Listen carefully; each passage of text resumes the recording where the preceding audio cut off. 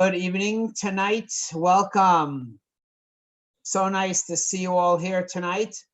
We are going to be discussing some beautiful insights into famous characters, individuals, leaders, and world influencers. Today, you're not considered a person unless you're an influencer. And so we're going to talk about true influencers. We're going to start all the way from the beginning. We're going to start with the very first human being. His name was Mr. Adam. This Mr. Adam was created by God in a very unique manner. In fact, this Adam was neither male nor female. According to our sages, this Adam was just a human being that manifested itself with all human characteristics, male characteristics and female characteristics. This Adam contained within it all future humanity will have, not only in its physical sense, but also in its spiritual sense. This Adam, this first human being, is the prototype of all of us, how we conduct ourselves, how we think, behave, feel, and look. Good evening, Abby. Good to see you. And so who exactly is this Adam? And perhaps I do not have these characteristic traits that this Adam has. So we're talking about the first created human being. When the Almighty God created the world, He created it in a very meticulous, purposeful manner. Each item, each creation has its role and its way it contributes to the world. So, for example, every animal has its purpose. Every tree, blade of grass, mountain, river, ocean has its purpose and its impact and role that it plays on the world or within the world. Yet everything that God created it with a match. God created all of existence in pairs of two, male and female, except when it came to the human being. When it came to the human being, it was created just this Adam by itself. This Adam was not happy with that. And in fact, this Adam came complaining to God and said, why is it that the sun and the moon has its counterparts? Each star, each tree, each animal, vegetation, bird, fish, everything has its counterpart. Why is the human being created on its own? And God says, you know what, you're right. I will create an Ezer Kenegdai, I will create something that is your counterpart. And God put this Adam to sleep. And when God woke up Adam, Adam saw a female standing right next to him. God called that being a female, and God then first called this Adam a male. Up until this point, this Adam was, as I said, gender neutral. It is the first time that it gets a characteristic of a gender was only after the woman was created. This is why women have the ability to be very content and comfortable in their own skin, where a male is constantly seeking and searching, because a female has existed on this world by itself for a certain period of time. A male has never existed on this world by itself. Anytime this male existed, there was also the female. But what exactly is this Adam? And how exactly did this Adam become into two beings, into a female and into a male? And why was it that this Adam was created unlike all other creatures? All other creatures, in addition to being created with a match, also was created differently than the human being. God said, there shall be the sun, the moon, the stars, and boom, they came into being. God said there should be light, boom, there was light. God said there shall be darkness, there was darkness. God said there should be trees, grass, mountains, and rivers, and they all came into being. When it came to the human being, it says that God etched into the sand the image of a human being. And then God breathed into the nostrils a breath of life. So there was a moment that this Adam existed simply as a lump of clay, which, by the way, is why we get buried in the ground and we're not cremated, because we come from the dust of the earth and we have to return to the dust of the earth. So this Adam was created in two steps. First, he was marked in the ground, and only then did God breathe into him a breath of life. This Adam is the pinnacle of creation. When somebody breathes into you, when somebody breathes, I should say, you're breathing from the depths of your being. When you speak from the outer part of your esophagus or even your upper chest. But when you breathe, you take a deep breath from deep inside of your kishkas, as they say, deep inside of you. And from there, do you let out this breath.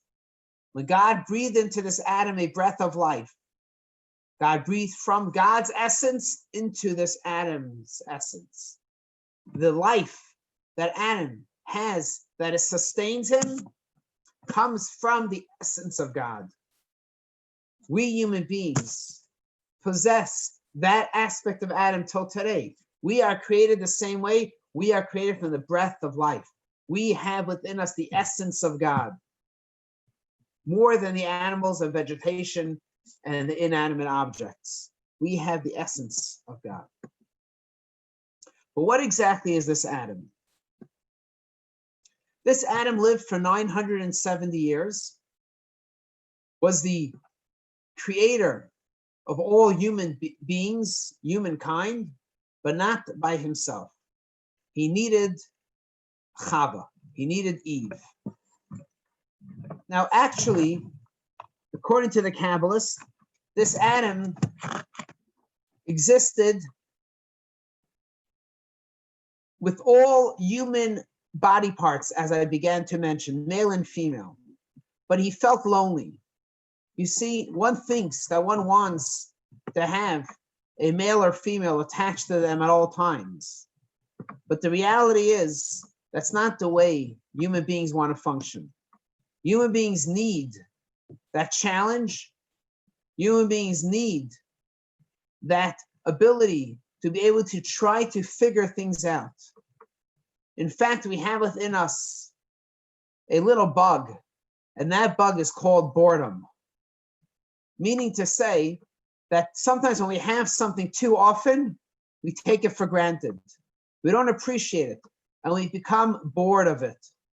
But when we don't have something, at least when we don't have something for a while, then we begin to appreciate it even more. And so this Adam, according to the Kabbalists, was male and female attached back to back. Eve had this Adam, this male attached to her the whole time, and Adam had this female attached to him the whole time. How wonderful is that? That's amazing. Which guy doesn't want to have a lady attached to him at all times? Probably the same for a female too. However, that's not the best way. And so Adam felt lonely. This Adam, this ungenderized Adam. And that's when God split them apart. God put them to sleep. Most of us remember learning in Hebrew school maybe, or hearing that God put Adam to sleep, took out one of his ribs, and created Eve from the rib. According to the Kabbalists, that's not what happened. according to the Kabbalists, God put this Adam to sleep and separated Adam and Eve. They were back to back, separated them. You had Eve, female, and then you had Adam, the male. Eve is called the mother of all humankind, and Adam is called just the human being. He got the name Adam because he comes from the ground, but it also comes from the word Adam Elyon. He's compared to godlike, the human being, the way we are, male and female. When we're together, we are then considered godlike. We are then in the image of God. We are the most holy, most pristine, the most elevated human being. When a person understands or thinks about these great biblical characters or these biblical images, many times we have the false narrative. We don't really understand who they were or what impact or what influence or what lessons we could learn from them. And the reason is many times because we are going off of a translation of the stories that describe them. But when a person reads Genesis, you see, especially when you read it in the Hebrew, you see that the Torah is very precise. Each word and letter is articulating another story, another nuanced aspect of the life that these biblical characters lived. So this Adam, we know very little about him. In fact, what we do know about this Adam is that when he was 3 hours old, he was already mating with his wife, Eve. He was already having conversations with Eve. They were already negotiating with the snake to eat from the tree of knowledge or not to eat from the tree of knowledge. When God created Adam, he did not create Adam as a baby, as an infant. They created Adam as a mature being. In fact, this is probably why there's many disputes among scientists as to the age of the world. The Torah believes that the age is 5,781 years. Scientists say that it's 1 million years or 100 million years or 500 million years. They argue over this vast difference of numbers. How is that possible? Very simple. Because science is looking at data. And if you look at the data, you have to calculate only based on the data that we have in front of us. But if you look at this Adam, let's say a scientist lived the year after Adam passed away, looks at Adam's body, does all the scientific analysis of this body, and will say that this Adam is maybe 5,000 or 20,000 or 100,000 years old. Because Adam was already created in a mature fashion. When you see a tree, a grown tree, you say it can't be 1 day old. It has to be 5 years old or 10 years old or whatever. But when Adam came into the world was already in a mature state. It was the 6th day of creation. And all the trees were there in full bloom. In fact, he ate from the tree of knowledge. That means the tree already had fruit big enough to eat from. An apple, a grape, a fig, whatever the fruit was. There's an argument amongst the sages exactly what it was. Many people say it's an apple. People argue with that. The point is irrelevant what fruit it was. But what is important is to know that the tree already was a fruit-bearing tree, meaning to say it was already mature. So this Adam, this mature Adam, grew, and from him grew this female and now this male. They're broken apart. Adam epitomized the idea of wisdom. Eve epitomized the concept of bina, of understanding. When you have wisdom, all you have is that little flash of lightning. That idea, that's called wisdom. It cannot be explained. In a healthy relationship, a wife plays not only a major role, but a critical role in the relationship, because she is able to expand and articulate and bring down the absent-minded man or husband into the real world. She has the power to do that by taking that idea and expanding upon it, explaining it. But when the male and the female come together, automatically you will have knowledge. You have something that can be passed on to the next generation. Be that physical children or spiritual children. Something is able to be passed on to the next generation. So exactly who is this Adam? How did he come to? What is his nature? What were the likes? What was his dislikes? Was he a dictator? Was he kind? Was he generous? What do we know about this Adam? Eve. Was she nice? Was she generous? Was she helpful? Was she understanding? What was this Eve, this first female? Well, we know one thing. When it came to eating from the tree of knowledge, Adam told Eve, God said, don't eat from the tree. Eve said, I'm going to try anyway. Adam said, no, God said, don't eat it. Eve went and ate from it anyway and gave it to Adam to eat. Why did Eve listen to Adam? Adam said, I heard it from God. Eve said, I don't believe you. You heard it from God. You're just making it up. Adam was actually a benevolent leader, kind. He wanted the best for Eve, but he couldn't force Eve to do something she didn't want to do. So he told her, this is not for you. God said not to eat it. But Eve, being the smart woman that she was, what did she say? I have to hear it directly from God. And we learn from this a profound lesson in our own daily life, that we should never rely upon what someone else says. We should say, I want to see it for myself. Let me talk to God. I want to have my own personal relationship with God. You may be teaching me. It's nice to hear from you, but that's not what it's about. I want to have my own connection to God. And that's what Eve was saying. Don't tell me what God is saying. Let me speak to God myself. In the end, she didn't follow through, and she ended up eating from the tree and giving it to her husband. And because of that, they were kicked out of the Garden of Eden. So this Adam started off as someone who was exactly like the primordial man, the perfect human being. But it wasn't enough. He needed that challenge. And so we now have the male and female. And we now have that friction between the male and the female. But that friction actually is healthy energy. When it's created in the proper manner, we can tap into that energy, that electricity that's between the two, and we can create a beautiful universe, a beautiful world. And Adam and Eve together produced children. The first two children didn't know how to get along. One killed the other. Perhaps there was a failure in their parenting. Whatever it was, Cain stood up and killed his brother Abel. Then they had the son Shas, who was the one who continued to bring mankind to its future generations. So let's understand a little bit about this Adam, a little bit more.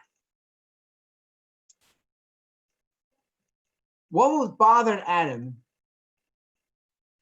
the way he was? Why did he feel inadequate? That he was a complete being with the male and female anatomies at the same time. What bothered him was like this. Adam recognized that his task in this world is to elevate the world, to refine the world that we're living in. There's an argument amongst the Talmudic sages. How tall was this Adam? One says he was 100 feet tall, and one says he was 200 feet tall. Now, one may think this is a humorous argument because how could someone be so tall?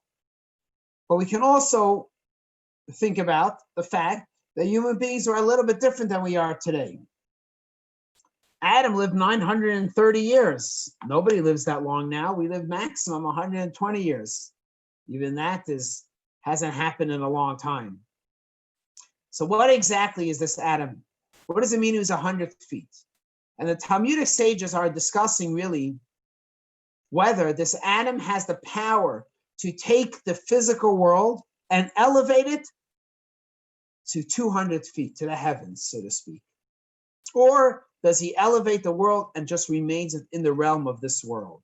You see, what he's saying is, are you building a house that you can live in? Or are you building a house that is 2 stories high that others can also live in? In other words, are you living for yourself or are you living for others?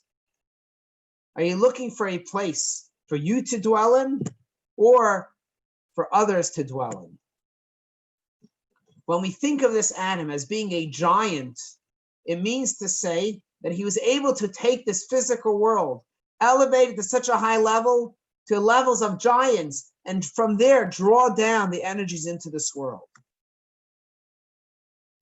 What the human being is empowered with, and the first human being who's the prototype of who we are, is empowering us, that we can merge the heaven and the earth also. We can bring up the earth, perfect it, elevate it, and by doing so, we draw down the godly spark into the world. This only came to fruition 2,448 years later with the giving of the Torah at Mount Sinai, when heaven came to earth and earth met heaven. But until then, it was a work in progress. Noah, Abraham, Isaac, Sarah, Rebecca, Rachel, Leah, Jacob, the tribes, working on elevating this earth and bringing the heavens down to earth. It was only once Moses went up on Mount Sinai that this was accomplished. So what happened exactly is that this Adam, while he was living in this Garden of Eden, was able to fix this world that God created imperfect, and he's able to live in this Garden of Eden. But he made a mistake that costed him dearly, and that was that he ate from the tree of knowledge. Adam and Eve ate from this tempting tree. You see, sometimes we work on elevating this world.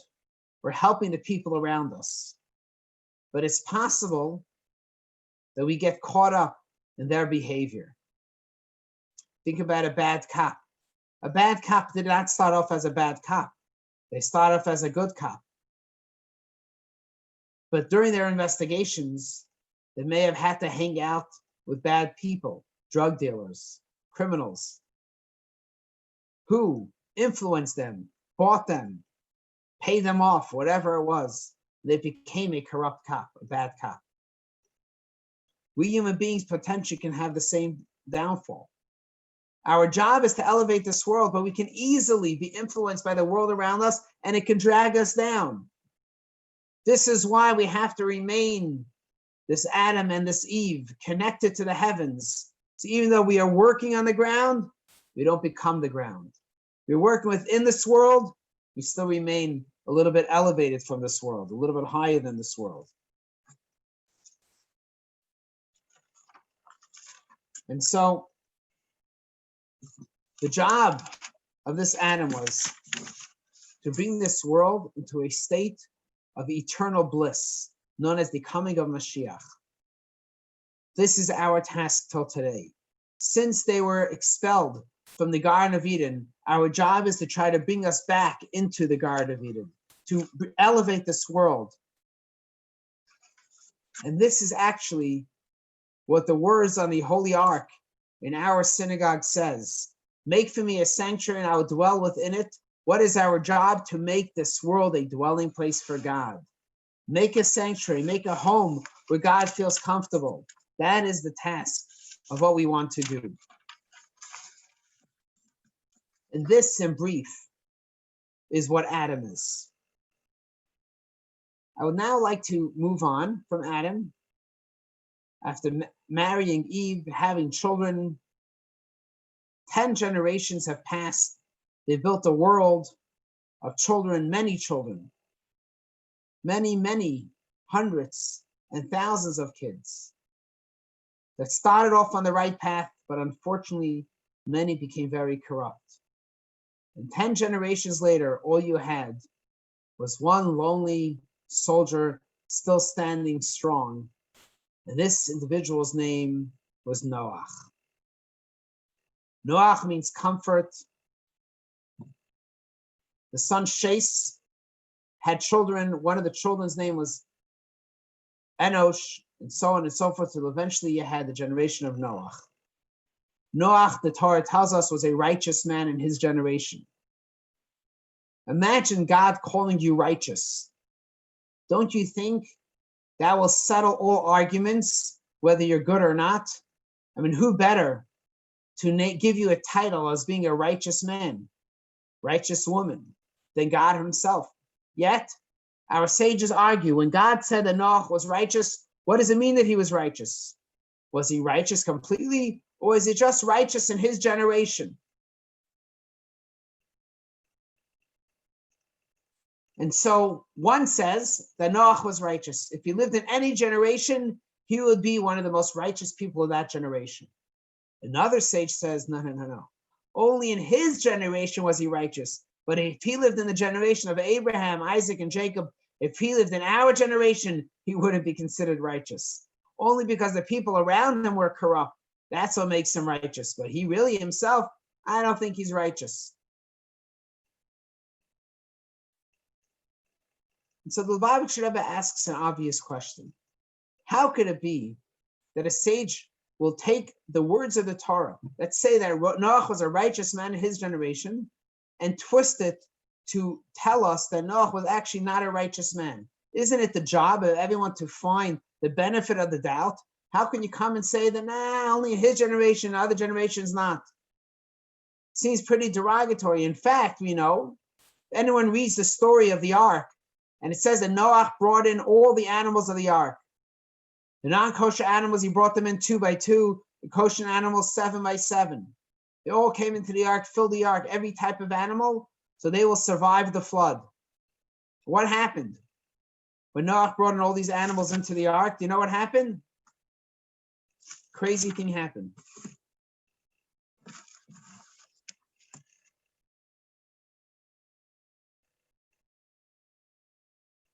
He was able to take animals that normally do not get along and bring them into a confined space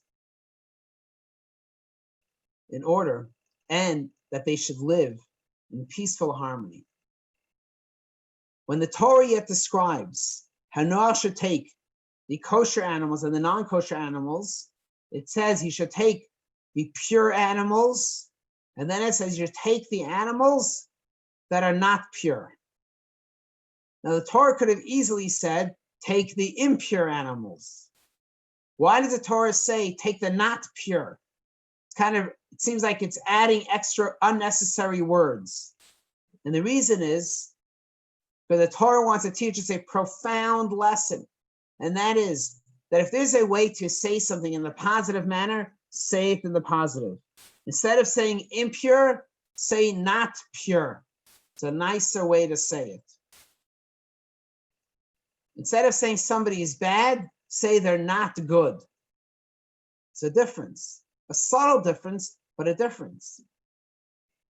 And so how we're supposed to use our words are very important. So how could this sage have spoken negatively about this Noach and said that he was only good because he was in that generation which was corrupt, but if he lived in any other generation, he may not have been considered to be righteous? So the Rebbe explains that actually we have to look at the story very carefully. What's the story with Noach and his generation? God comes to Noach, says, Noach, the people of your generation are corrupt, and I'm going to be sending a flood. Build for yourself an ark that you and your family can enter, and I will destroy the nation, the people that live there. What did Noach do? You know what he did? He started to collect wood and he started to build. He started to design the ark, how it's going to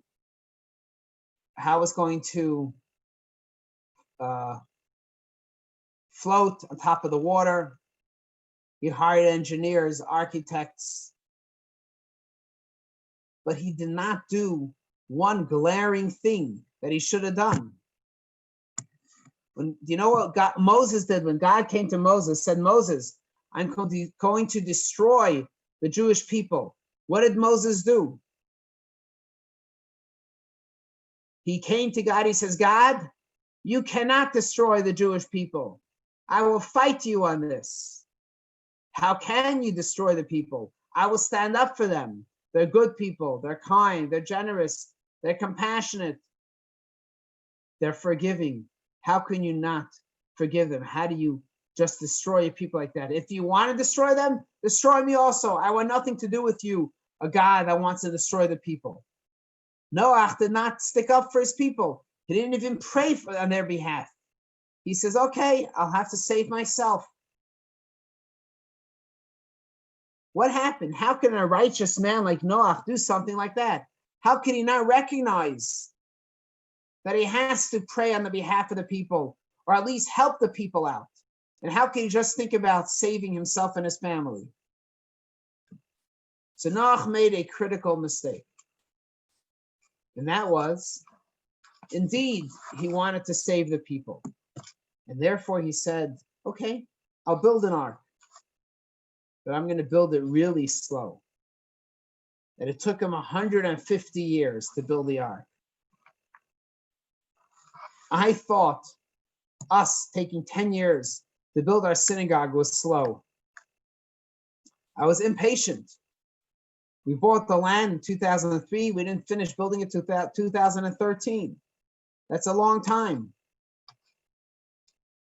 But Noach took 150 years. Why did it take him so long? Our sages tell us a profound thing. Because Noach cared about the people, and he tried to use the time to convince them to change their ways and become godlike. That God should not send the flood. Unfortunately, he was not successful. Do you know how unsuccessful Noach was? He could not even convince one person that was alive then to join him. Abraham had a huge following. Isaac, Jacob had followings. Noach in 150 years could not convince one person to follow in his ways, to follow God. Something was missing with Noach. Hard to pinpoint. He wasn't selfish. He was cared about the people. He tried to convince them. He wasn't a faker. He was real. God came to him, appeared to him, spoke to him. So what happened? Where was that mistake? And Noach possessed the knowledge of the human character, but he missed the point of the infinite potential that the human character has. He understood human beings as being able to only fix themselves within a certain measurement, their confined space. He didn't realize that a human being can go outside of themselves, can break all boundaries of human limitations. We can reinvent ourselves completely.